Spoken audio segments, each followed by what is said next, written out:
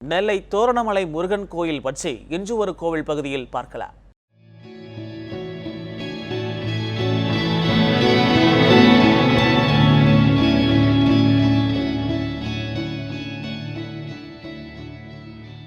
நெல்லை மாவட்டம் கடையம் அருகே உள்ள தோரணமலையில் அமைந்துள்ளது தோரணமலையான் திருக்கோயில்.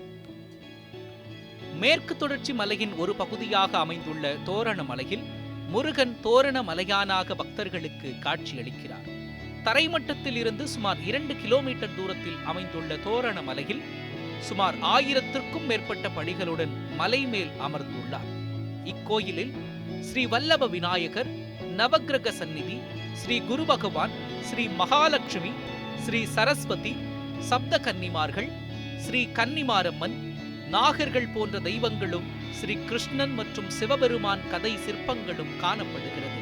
கோயிலுக்கு தென்புறம் ராம நதியும் வடபுறம் ஜம்பு நதியும் தோரணமலைக்கு மாலையிட்டது போல் பாய்ந்து வருகிறது.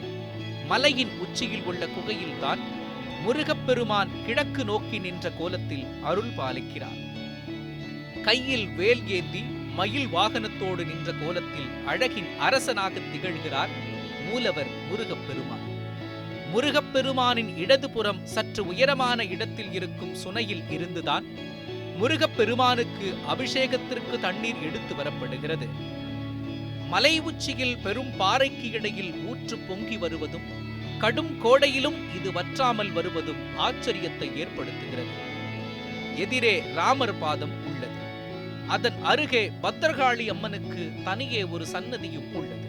தடைப்பட்ட திருமணங்கள் நடைபெறும் என்றும், குழந்தை பாக்கியம் கிட்டும் என்றும், தோஷங்கள் நிவர்த்தியாகும் என்றும் பக்தர்களின் நம்பிக்கையாக உள்ளது. இக்கோவிலில் திருக்கார்த்திகை, கந்தசஷ்டி திருக்கல்யாணம் போன்ற நாட்களில் விசேஷ அபிஷேகமும் அலங்காரமும் சிறப்பு பூஜைகளும் நடைபெறும்.